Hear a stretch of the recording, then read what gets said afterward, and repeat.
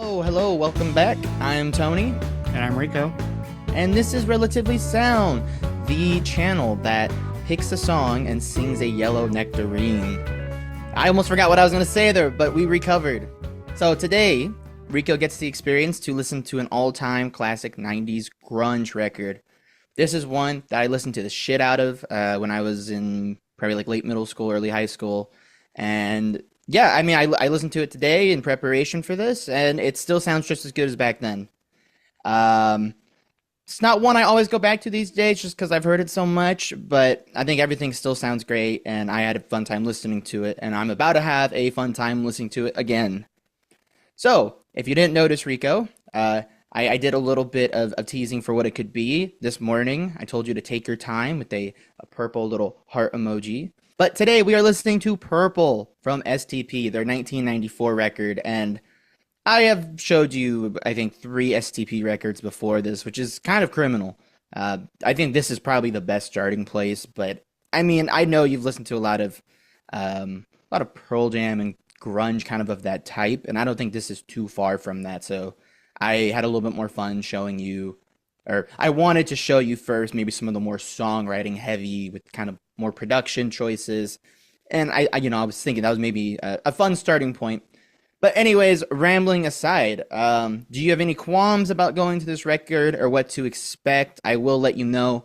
Interstate Love Song and Vaseline and Big Empty are all on this record, and those are songs that I do know you know, or you should know if you don't. Yeah, well, I definitely Big Empty is the one where I'm not gonna know I know it until I start hearing it. So you hear the chorus, yeah. But Interstate is a song that probably would rank in my top 10 songs from them. From the albums of theirs that I've heard, because I've not heard everything yet. Vaseline's never been a favorite of mine, but maybe Right. it'll sound a little, maybe I'll prefer it where it's placed on the album. I am going to go into this with the mindset of I'm not expecting to hear anything that's like out of left field, like songs we heard on Tiny Music or even some of the songs on number four. That said, I am going to go into it like just kind of not letting my guard down, but just like I'm gonna go into it and just rock out because I'm a feeling there's gonna be just a lot of rocking out. I'm sure there is like a semi slower song or ballad, not maybe not ballad, but slower song. But yeah, I'm not like I am gonna go into it. Probably, I'd be shocked if I liked this more than the other three albums of theirs you've shown me. I think I'm ready to give this a first listen. And I think you might be ST pleased with it. God. Yeah, hell yeah, that was a good one. You know it. I'm already noticing that like the earlier STP, the more like Scott has almost like a southern like sound to his voice. Okay, I like that chord that goes to there. This chord not as much, but this chord. Well, oh, they didn't do it again. Playing with a slide. Oh yeah, you know it. It's a sledgy's not the word, but it's got a very like thick groove, if that makes sense. This chord I like. I wish they went back to it again. Okay, solid guitar solo. Was there a tambourine so prominent in the other choruses? I don't think so. All right, dope opener, yes? Yeah, that was a solid opener. Maybe a little like right now, I couldn't tell you what the opener is to number four. I want to listen to like Ah. yeah. See, I think this is a better opener. Okay, that's a respectable opinion there. I think they're both great openers. Um, don't make me choose right now which one I like more, but But I think I like this also more than the opener to Shangri-La because that one, as I've said before on that episode, is not my favorite song of theirs. This one also has that kind of like, yeah, we're just gonna give you a rock song, like nothing nothing super like different or over the top. It did have a good progression. Like it did have good dynamics. I really like the chord they go to when he sings the break us down, break me down line. Um, Maybe my favorite thing about the song was actually his vocals. Um, I feel like something I'm kind of just noticing in my daily listening to just all the music I listen to is that I really like a vocalist who's not afraid to just like go all out. He had a little bit of that southern drawl kind of thing going on, and um, it's not.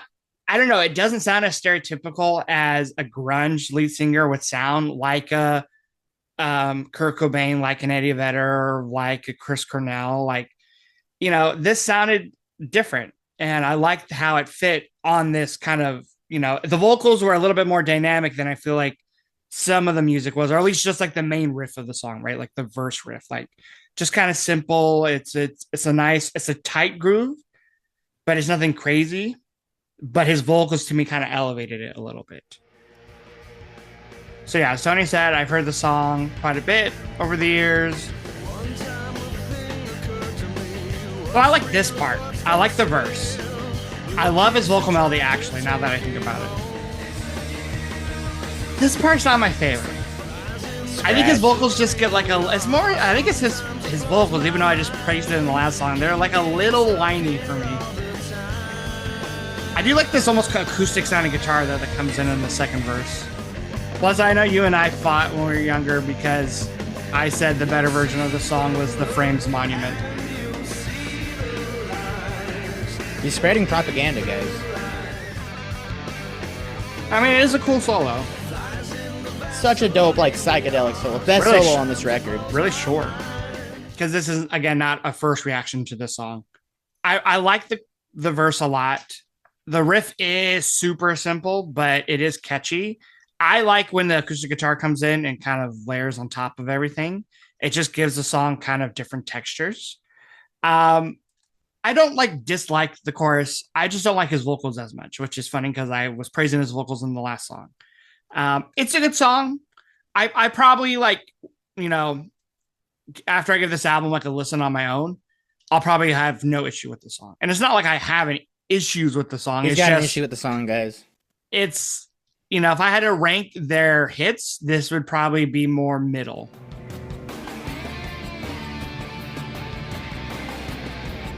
This feels very 90s. Very, it's like a sample. I don't know if it's like a backwards looping guitar that's being sampled.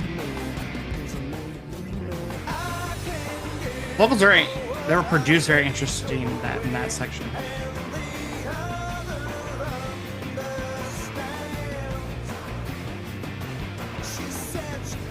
Wish the bass was a little higher because I can hear him doing some interesting things. Very heavy percussion song. Very STP sounding chords. This feels like that bridge in Art School Girlfriend. Oh, the little melodic part. Yeah. I'm expecting it to go really hard back into it.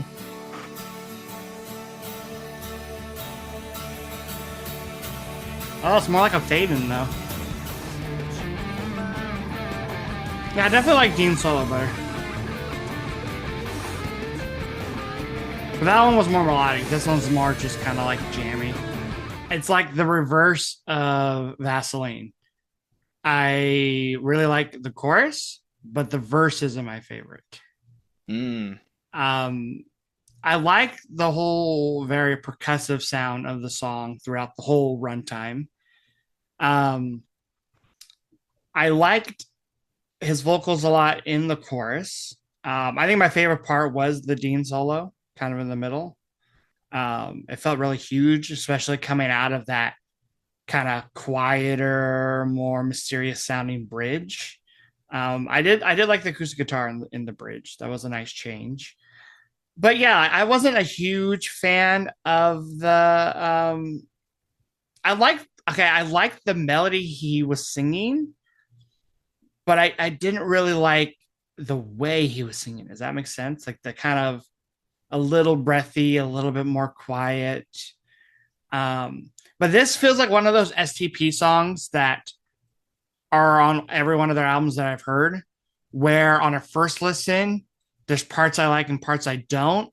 And then usually by my second or third listen, I'm kind of like, oh yeah, I can get that. I can get down behind this whole thing now. So the good thing is I can just like talk over this whole thing because this is like their song of theirs I know the most on an album I've never listened to all the way through.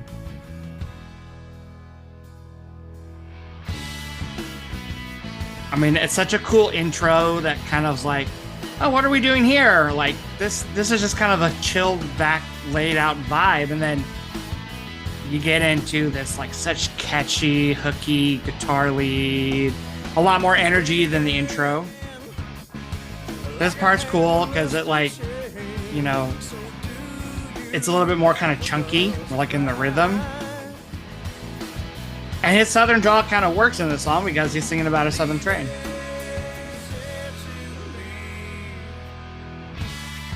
I kind of like how the guitars just kind of decay until they go back into it, you know?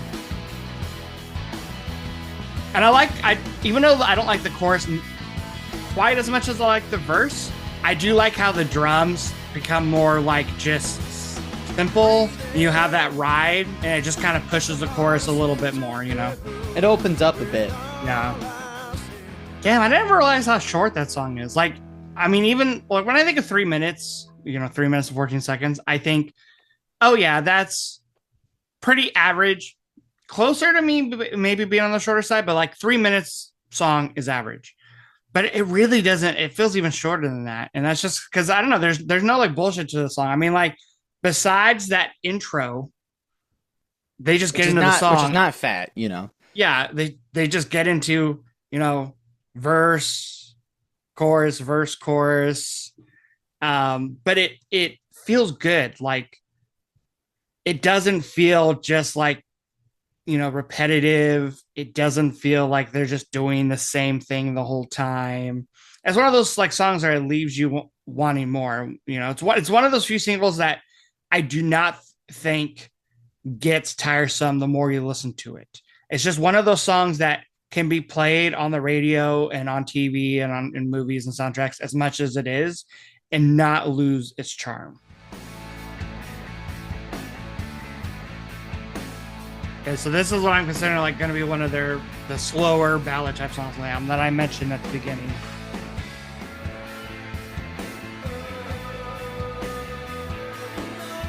That sounded like a badass chord change. This reminds me of a Brad song. Which one is it? This is just that little section there.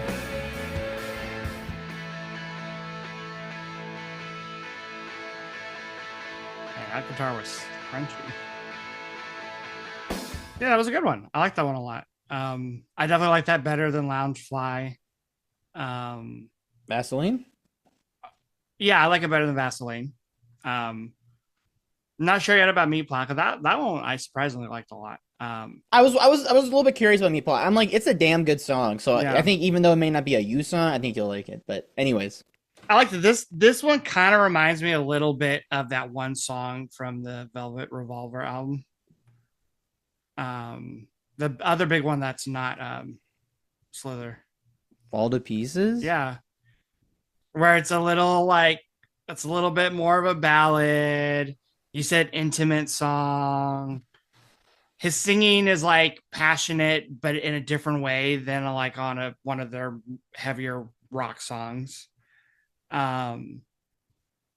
It's obviously Fall to Pieces has less of the SCP sound, right? So maybe in spirit, it kind of that's what I mean. Okay. Yeah, it doesn't sound note for note, but right. That's why I was just like, but okay, no, I see what you're saying with your explanation.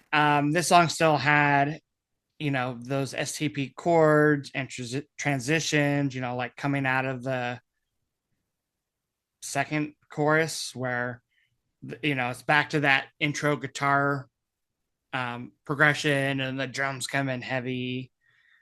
I like the drum fill always kind of comes in at like a weird spot. It comes in on the offbeat and it's just like, it's almost like kind of jarring for a second, but it's pretty badass though. I like some of the lyrics, and then some of the lyrics I don't. You know, like the bathwater lyric. If you've seen the movie Saltburn, if you know, you know. Oh, you were Um, telling me about that movie the other day, though. was I? Yeah, I can't remember why. Yeah, it's if you know that scene I'm talking about, then you know. I have Um, kind of mixed feelings about the line I literally used for the intro of this the episode. Pick a song and sing a yellow nectarine. because Like it I get rem- it, it's like reversed, right?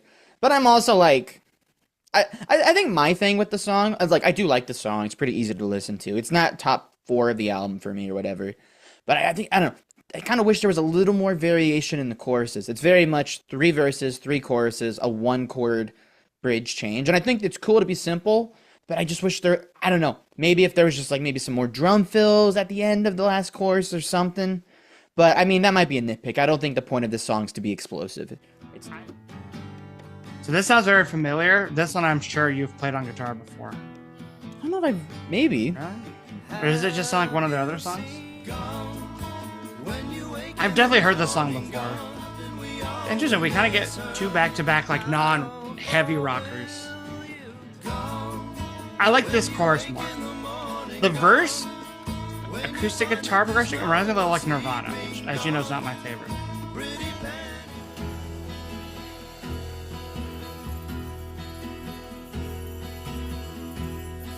Did they do this during their MTV Unplugged?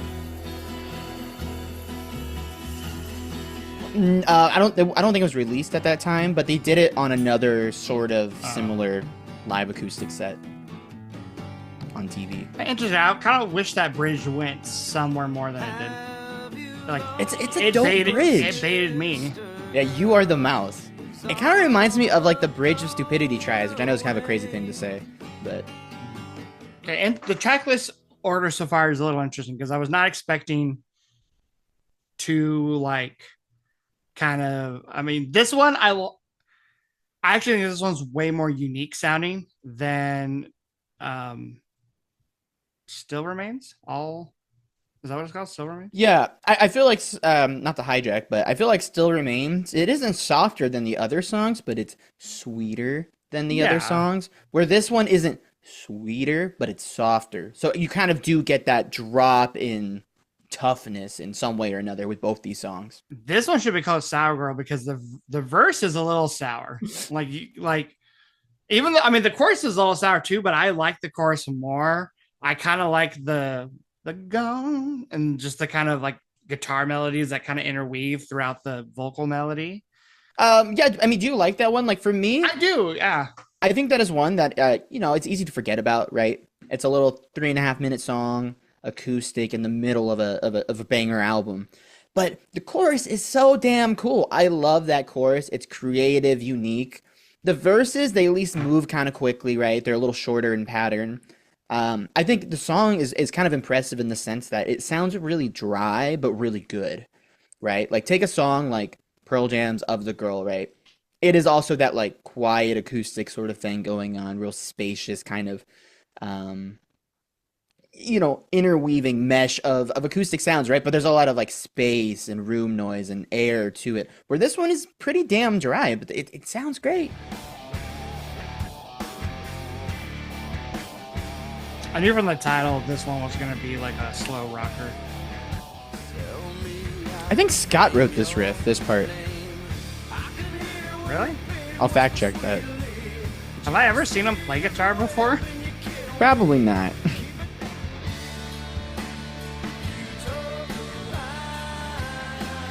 Okay, not where I thought the chorus was going to go. I think the bass playing is my favorite part of this section. Bass is dope. It's weird because the verse riff reminds me of something that would be on Shangri-La. But this reminds me more of like Tiny Music.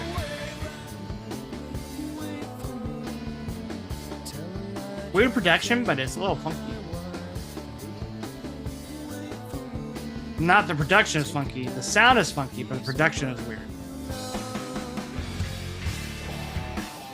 This lead guitar, on Robert's Instagram, he mentioned that he actually played that part, with the wah cock and stuff. Now this is the song. And I like this way more than the Robert part. Unfortunately, sorry, Robert. Because I assume this is Dean.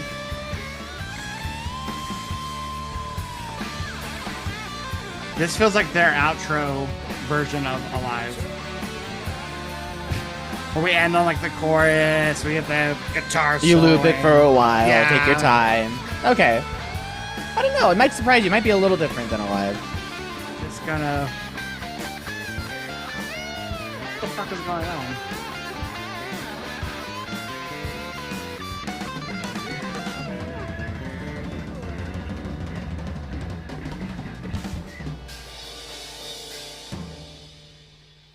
So what the fuck was going on there at the end? What everyone was like playing the same thing, but then the drums just they're the only ones that started playing something different.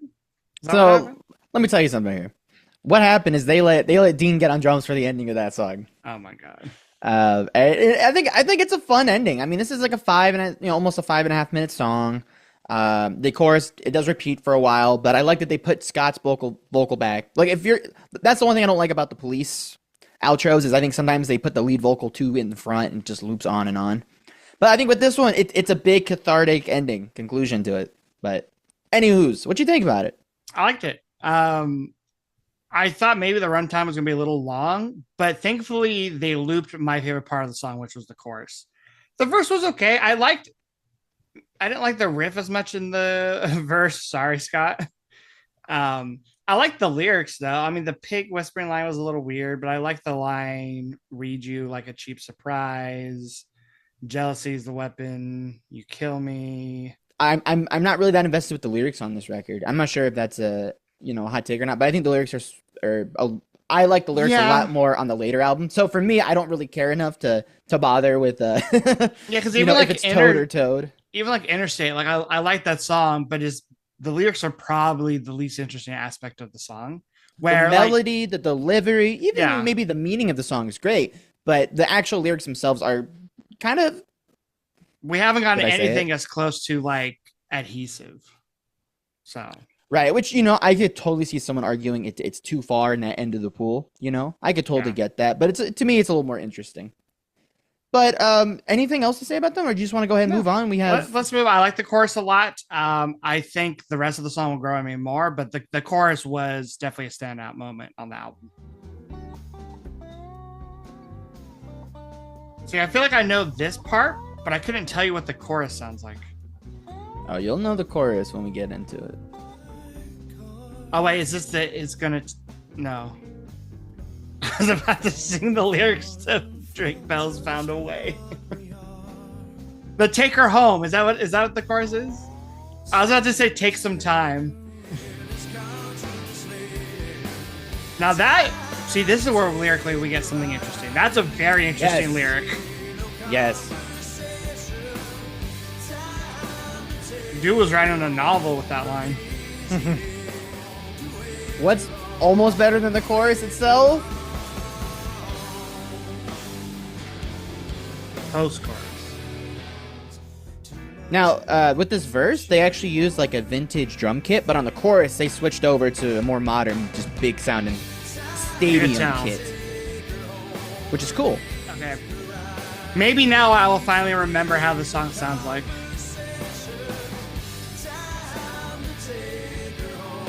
It's just because he doesn't sing the name of the song in the chorus like most rock songs. I like it better though with his vocals behind it. Maybe that's a hot take. No, I am with you. That's a man who plays bass. All right, I will from this point on, I will remember that this is the one that is Big Empty. Because you're right. The second I heard it, I'm like, oh yeah, I remember growing up and hearing this song on the radio all the time. I just want to be able, unlike Vaseline, unlike Interstate, unlike Life in the Fast Lane, or even the other songs off of Core, like Creep and Sex Type Thing. Yeah, Plush. just Plush. That's the one I was thinking of. Plush. This one I actually will remember the title of now. Yeah, this is a good one. This is probably my second favorite on the album, which I know might be disappointing to you on a first listen because it's the other big single, right? No, this But song is awesome, bro. yeah, This is one I think I don't listen to. I, I feel like I end up hearing the other singles a little more than this one, but this one is damn good. the verse is really cool, and not just because like, oh yeah, he's playing slide on acoustic guitar, cool. Like it's a little like jazzy ish, you know. Yeah, it has a It lot of character to like the it chords. reminds me of more of the playing on Tiny Music, which is, if people may not know, so far is my favorite STP album by like a good wide margin.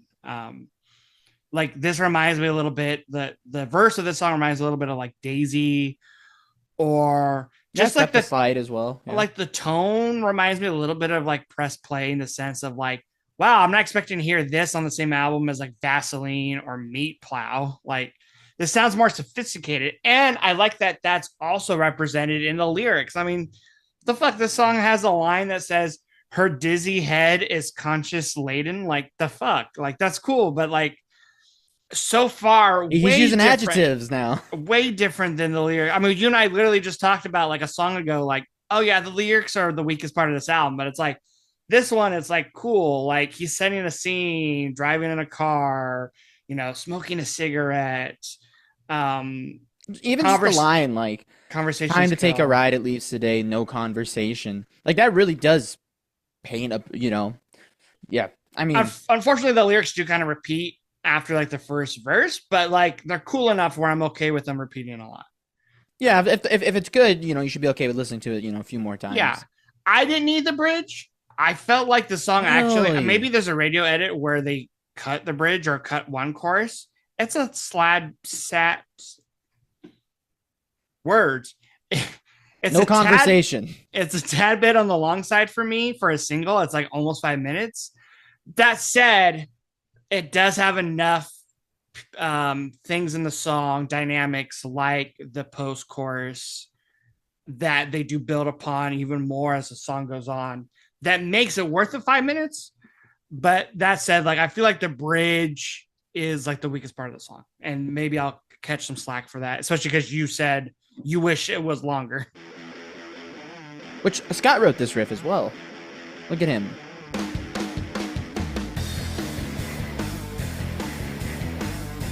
It's at least a little bit more fun than the Superman riff. Yeah.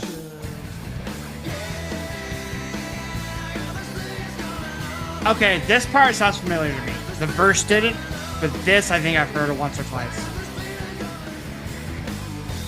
I'm glad we get a faster song. The album needed like a. Superman wasn't really like a fast rocker; it was kind of a slow rock. I know I've heard that before, so I've heard this part at least. Okay, a little glitchy guitar right there. I like the bullshitty guitar solo because an actual just classic rock solo would be too cheesy. It reminded me of something I'd hear on that Porno for Pirates. Pirates? I'm cutting that out. Nah, you're keeping that in. Okay, we're like doubling down. Is this like our this. first double chorus, actually, though? I think so, yeah. The only short chorus. That song took my only small complaint from Big Empty and improved upon it, which was like, yeah, this is our shortest song so far on the album. Doesn't even hit 3 minutes, and yeah, I liked it. I will say, if the chorus wasn't so catchy and just unabashedly fun, I would think maybe the kind of dumb but fun rock riff in the verse wouldn't be worth it. But that chorus is really good. It really works. Like you said, the little bullshitty guitar solo is cool. I mean, I wouldn't even say it's bullshitty. It's just like, Yeah, it's not bullshit, but it's just just like, chaotic. it reminds me. It reminds me of something. I'll try to think about it and come back to it. It reminds me of some like big guitar player playing, like doing like a video interview thing with the guitar. Oh, it reminds me of I know what it is. There's like a lick that Josh Homme plays in that guitar. What is that one video with him and the other guy when they're playing Uh, it's not just called Guitar Moves, is it? guitar talk? Yeah, something like that. It's something, yeah. And there's like a lead thing where Josh plays where it's like, and that guitar solo in this song reminds me of that, where it's just Fair. like kind of so annoying that it's funny, but not in an actual annoying way. But yeah, I like it. I like this chorus a lot. And like I said, I know I've heard the chorus before, but I would not have recognized the song just from the verse. But yeah, very spacey. False intro. Okay, yeah. There's just a guitar that's kind of panned to the left going, You hear it? Yeah, it almost sounds like percussion, though, maybe. Is it percussion? This part's like all over the place, but in a good way. Right. Like Yeah, Brandon O'Brien has percussion on a lot of these songs, including this one.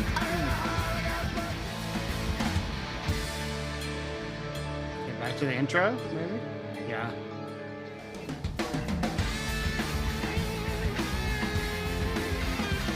Now we get like a real guitar solo.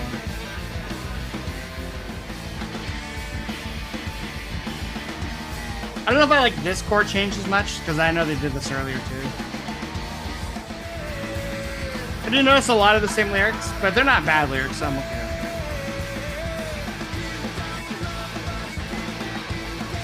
I'm glad we don't go into like another chorus.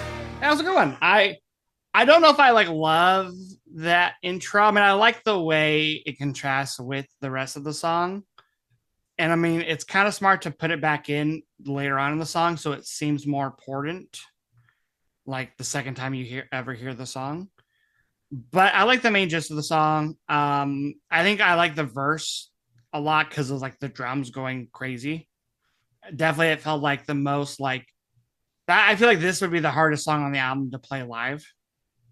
I have seen a live version on YouTube that was actually pretty kick-ass. This is definitely an Eric showcase here on the drums. Like, I know he says that on records he tries to play as simple as possible, and then live he can spice it up. But I'm so glad that he just went off on this one. One of my things that also kind of holds his album back a little bit compared to other ones, not even holds back, is I'm with you. I think you kind of mentioned it that there's not a lot of fast songs on this record.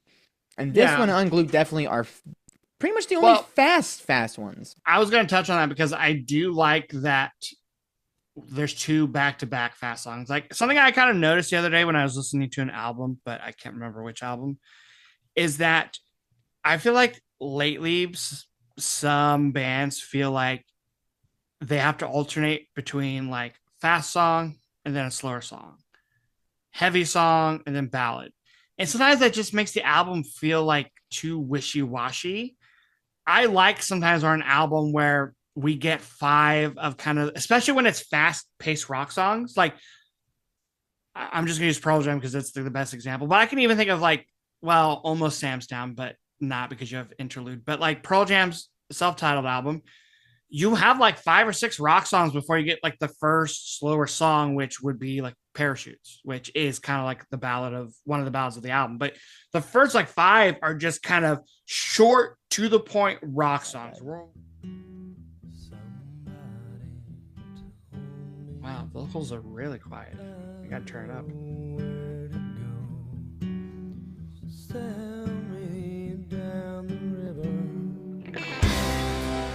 Okay, I gotta turn it down. I was not expecting it to rock out.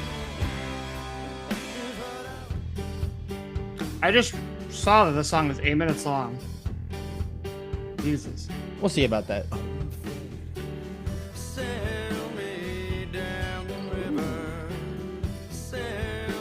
I like those guitar arpeggios.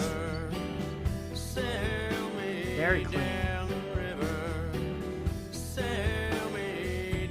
Go back to rocking it out. Little strings? What the hell?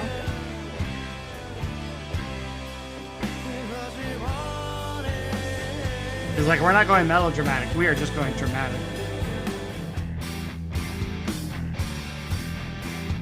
I don't know why, because I haven't heard much of their music, because you're afraid to give them to me, but this reminds me of something that Allison Chains would do.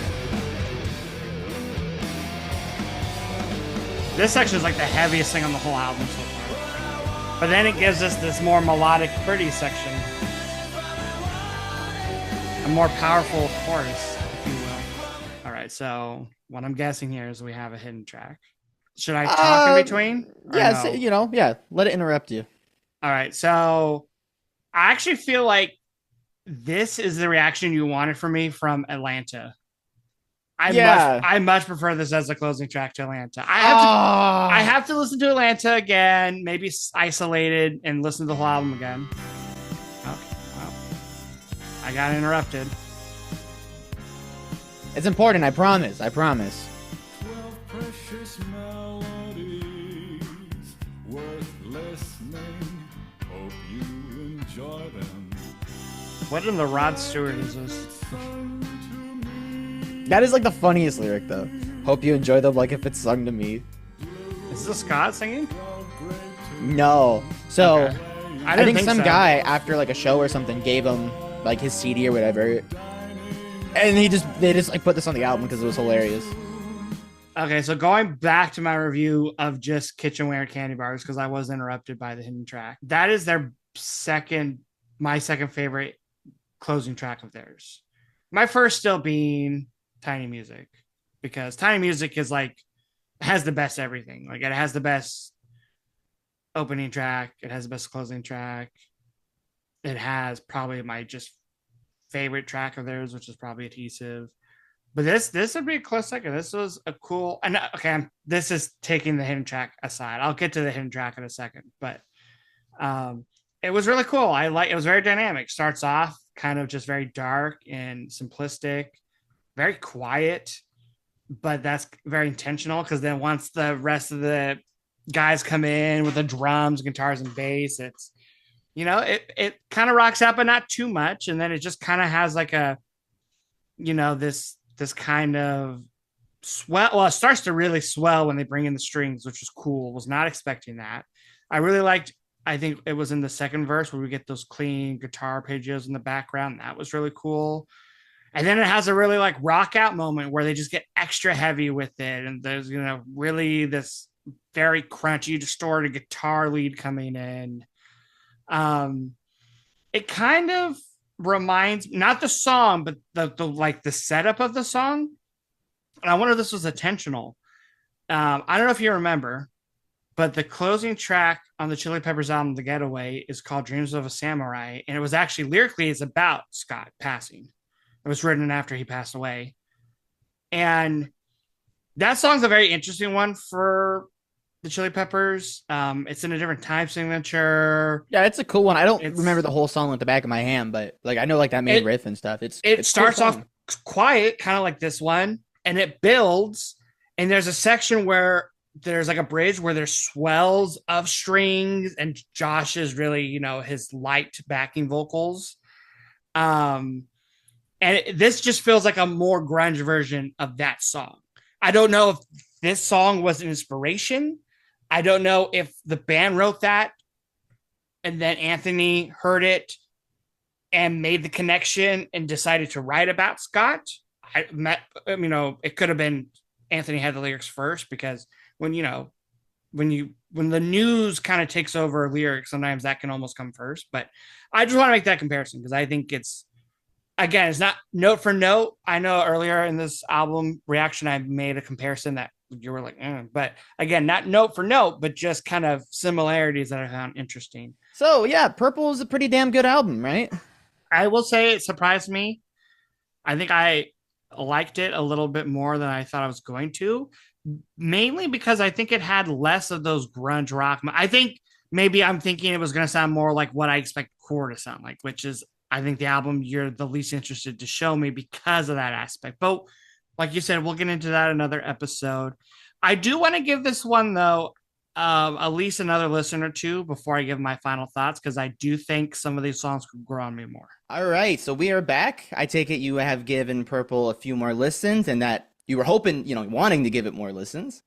So as I always ask, do you like the album more or less after a few more listens? More. Yes.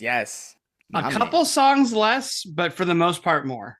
Ooh, okay, well, let's start with the positive here. Which songs went up for you? So for the songs that went up for me, I mean, there wasn't too many. There wasn't too many songs on this album that like really had to grow on me. I'll say this off the bat, I'm starting to like Vaseline more. Yes, Um, I was gonna ask you that. Does the track listing help with that? yeah, I do. I mean, I think the best thing about Vaseline is actually the track list placement. I think it is works perfectly after Meat Plow and just as a second song in general.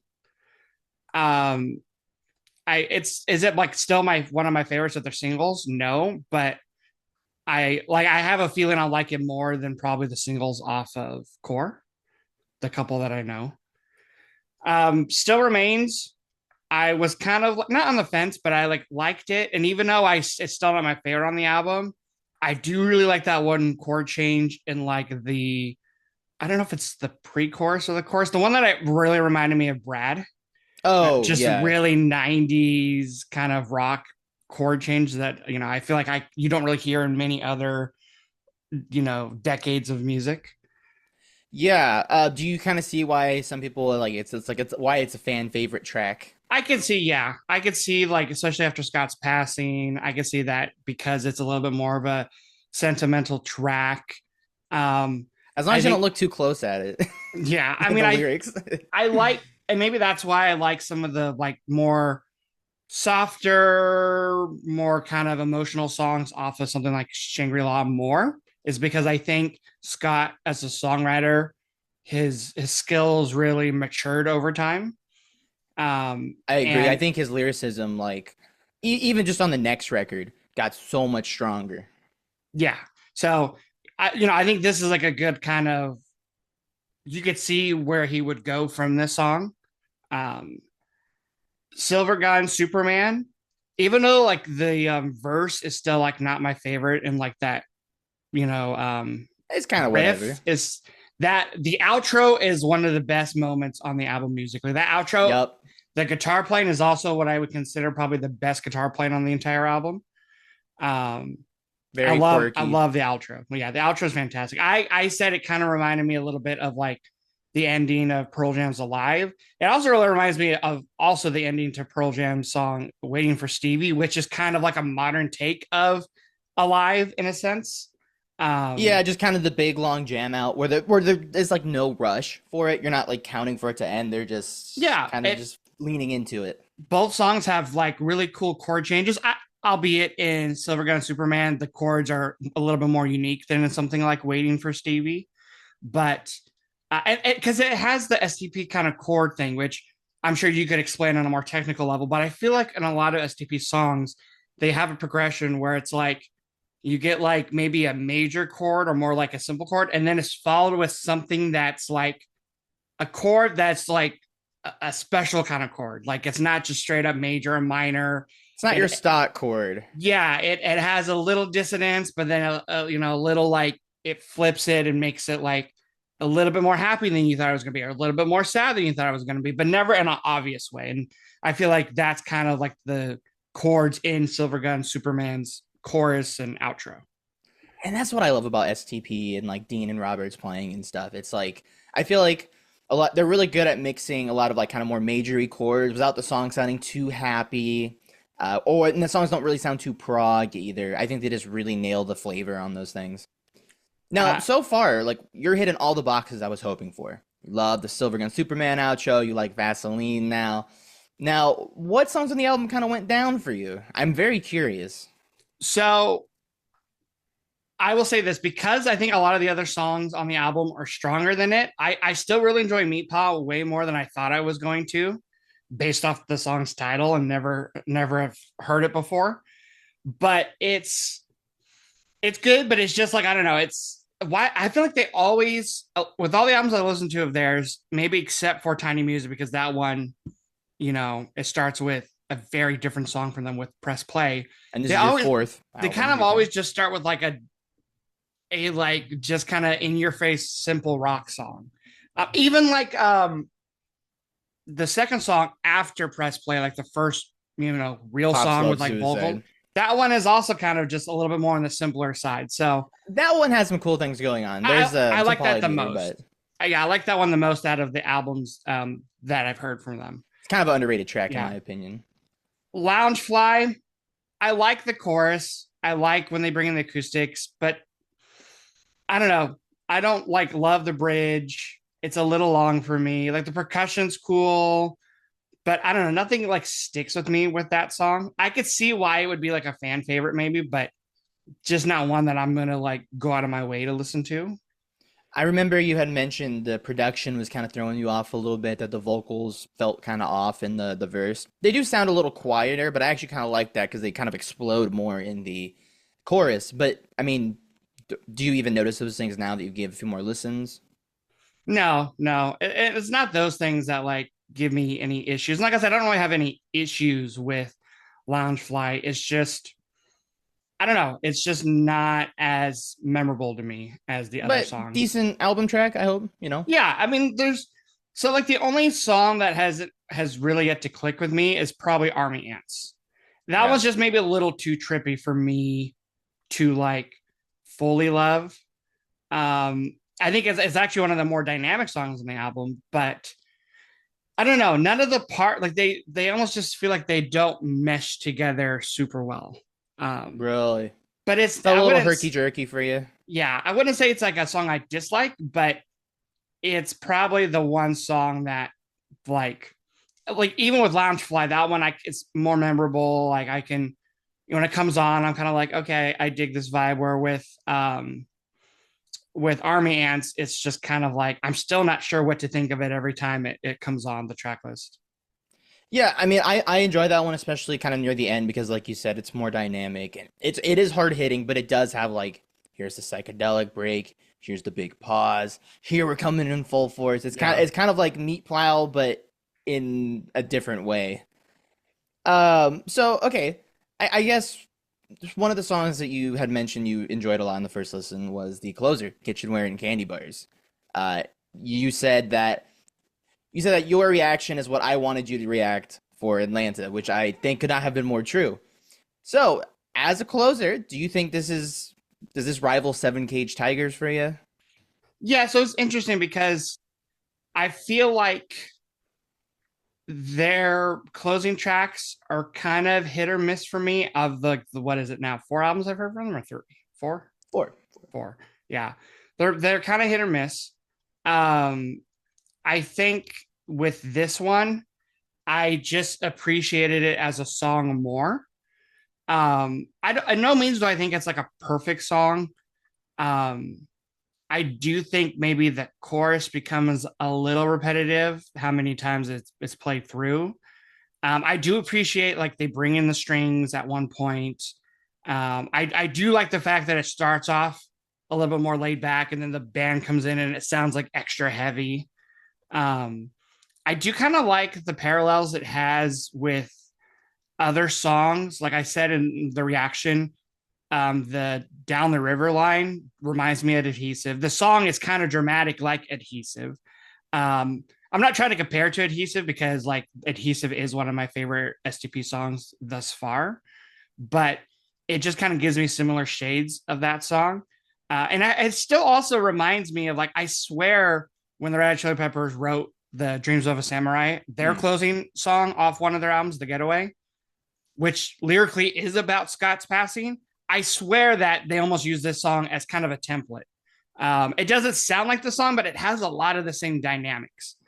Um, but yeah, I really like Kitchenware and Candy Bars. The hidden track, I it's fun on a one listen, and then after that, I don't ever need to like I skipped it on Be my. honest though. Be honest. It's gotten stuck in your head at least once, right? Well, yeah, it's just Your like second album. Come on. it feels so weird after like maybe like the most dramatic and emotional song on the album, I like mean, that might be even why they tacked it along and stuff. maybe, but the only thing I really don't love about Kitchenware and Candy Bars is it the ending, like the actual very last bit of the song almost feels abrupt. Like the ending just feels a Right. little like I don't know. I didn't even like need a more resolve. I just needed like it to just kind of transition a little transition out a little longer, or to have a more kind of fitting epic outro. I kind of, it kind of does the abrupt thing like Seven Cage Tigers does. They just kind of hit you on that chord that comes out of the chorus like normal, but then they just kind of stop there. Granted, they have that guitar feedback thing, or I don't even know what it Yeah. is. That is super awesome and is kind of your not your hidden track, but your kind of And your segue out. for Seven Cage But Tiger, it just works more because that song it's one of those closing tracks where it's like this just kind of sounds like another album track, but it has like I don't know, it's a little bit more wistful. Like this one is like dramatic. Like um Kitchenware is like dramatic. It's over the top. It's really emotional. It's kind of sad. For Seven Cage Tiger, it's just kind of like that was one of the songs lyrically that was the hardest for me to figure out what it was about. But like yeah. musically, it just kind of sounds like a little like, okay, we're closing the album, bye. And that's why that more kind of outro fits better than I feel like this one. Okay, yeah, I can see that. You could probably see now kind of why I said like I think it's a really good song every time I hear it, but I don't go out of my way to listen to it. Or even Adhesive, another sad dramatic song, one of my favorite songs of all time. I do go and listen to on my own. Now, something that, like I had mentioned, I think this album still sounds fantastic today. Some of my favorite production is this record. Things sound big and punchy and whatever. But when I do listen to it, the one thing that kind of nags me a little bit is it's a little slow. Not necessarily like kind of the lull in the album. I enjoy that, but I don't know. It just like Meat Plow is great, but it could be a little faster for me. And maybe it's just because I've heard the studio so much. I just want like the live version, a little more amped up. But I don't know. What do you think about that with the pacing? Yeah, I mean, I guess I don't have as big of an issue with it because I feel like the other albums you've given me, they're kind of similar. Like maybe Shangri-La, there's a couple more like faster songs sprinkled throughout the album, but those tend to be some of my least favorites. Like I will say, like looking at this track list, still remains into Pretty Penny, even into like Silver Gun Superman, into Big Silvergun's not Empty. very fast. Yeah. None of those are really fast at all. I mean, Still Remains is kind of a slower one. Silver Gun Superman doesn't really kind of pick up until the very end. Uh, Pretty Penny is the kind of acoustic track. Big Empty is also kind of the acoustic track, but then like kind of builds into the epic, very catchy chorus. And I do love Pretty Penny and Big Empty. Well, I love all the songs, but Yeah. But yeah, it's not it's like it's once you hit Unglued and Army Ants is where you're like, oh, this album could have maybe been a little well, faster. I don't know because Unglued I feel like is an outlier to me when it comes to their fast tracks. Unglued is actually one of my favorite faster tracks from them. Like that chorus, and maybe I know Pretty Penny I've heard before. Like when it started playing, I was like, I recognize this. Unglued, I swear I recognize the chorus, but maybe I heard it once, you playing it in the background. Maybe I heard it on the radio for some weird reason, or just maybe it's just I don't know. But I love Unglued and I love how fast it is and I love how energetic it is. But like I don't always love that on their other albums, like on Number 4 or on Shangri-La. Again, my favorites on like Shangri-La, some of them are like the more laid back songs, like The laid back ones on the album are gorgeous. Bipolar Bear, Song for Black Sleeping, again, wonderful. Black Again. Yeah. Those are some of my favorites. So I don't know. I kind of like when the band is a little bit more all over the place. So it's not a huge issue to me. And I don't really think you could change this track list and make it any better. I will agree with you though. The production on this album, actually, I think it might be the best production on all the albums you've given me from STP. Yeah. And I love Tiny Music, but um, the production can be a slightly hit or miss. Where this one, I had both, earbuds in listening to it. I listened to it in the car on the way to work, and it sounds huge. It sounds great. Like, yeah, does the bass lack in a little in volume on some songs? Sure, but it's that's still just louder than Number 4. yeah, exactly. Shangri-La. Yeah, So Tiny Music, I think it has very cool production, very artsy and creative. I like that. And I think, dude, could you imagine Shangri-La with production more similar to like this record where it doesn't sound like compressed to hell and stuff? yeah, If they could do that with Shangri-La, it'd be so fucking good. Now, I do have one more question for you, but first I just want to open up the floor here for you. Is there any other things you kind of noticed with the album or felt, or how are you feeling for future STP?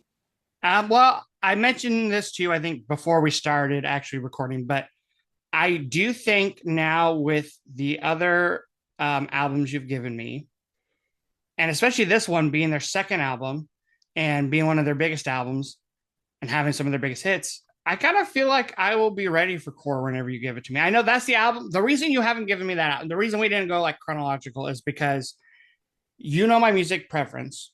You know that like when it comes to grunge bands, some of my least favorite albums from those grunge bands are Are the the grunge early records. grunge records. Pearl Jam, I like 10 Enough, but I prefer other albums. Soundgarden, again, I have not listened to their early albums, but those early singles, the grunge ones, not my favorites. So it made sense for you to give me something like Shangri-La as my first one because it's like, oh, this has a more contemporary 2000s rock sound that Rico, I think you're going to enjoy, and I did, and I think that helped me get into tiny music, which I think is you could, I'm sure you as a huge STP fan would say is like maybe their most artsy album, which is a lot of the time some of my favorite albums from a particular rock band. So, but now that I'm like been given this album and it's like, oh wow, I like this album way more than I ever thought I would.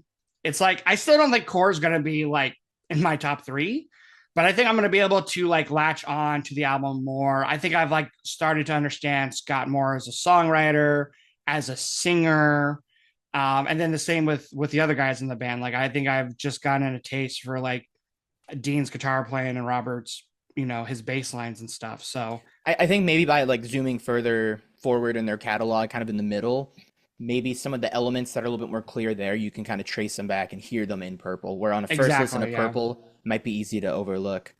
Well, I mean, we could go to Core, but I actually would actually think it'd be a little bit more interesting for us to actually check out their first self-titled record, which has the peace sign. The last And one then was I Scott, right? actually, yeah, that one's the last one with Scott. But I would also really like to give you their 2018 record, their second self-titled record, but with Jeff Yeah, see, on that scares vocals. me a little bit because one of my favorite parts about SCP is Scott. But I know, the I other guys, know. I mean, they wrote most of the music. I mean, I know Scott contributed sometimes the riffs, but You those know, are your never least my favorite riffs on favorite. the Yeah, album, yeah, you know. But anyways, yeah. So we will see about that. But I'm probably gonna lean towards the first self-titled. You will hear a completely different shade of Scott. His voice definitely a bit more weathered. But given that, I think first fantastic vocal performances still. it's the world Um, container of SCP. It's well, the way Gord like he I'll let you started judge by over then. singing. Yeah. I guess I see what you're saying with that, yeah. But okay, my last question for you before we wrap this up here. After hearing this record, is purple your new favorite color? I mean, For folks at I'm home, still yellow is Rico's thing. yep. Yellow is my favorite color, but I think purple is very underrated. Yeah, Purple's but not underrated. purple and yellow together. We ain't Husky fans like that. Well, I mean, yeah, I mean, I'm not into any college sports, but um, I know, well, I know some people who are huge Husky fans. So, No shade, no shade. but then I know some people who are huge Cougar fans. So, it is what it is. All right, well, I really enjoyed doing that. I'm glad you liked the album, Rico. If you guys want to let us know what you think about Purple, we would love to hear it. And I'm pretty sure, I know people will probably give me flack for it, but I think I'm going to go with their first self-titled Overcore, just knowing Rico's taste. That's it for this episode. We'll be back next week with another album first listen reaction review. And until then, we hope you take care and you'll be hearing from us soon. Bye bye.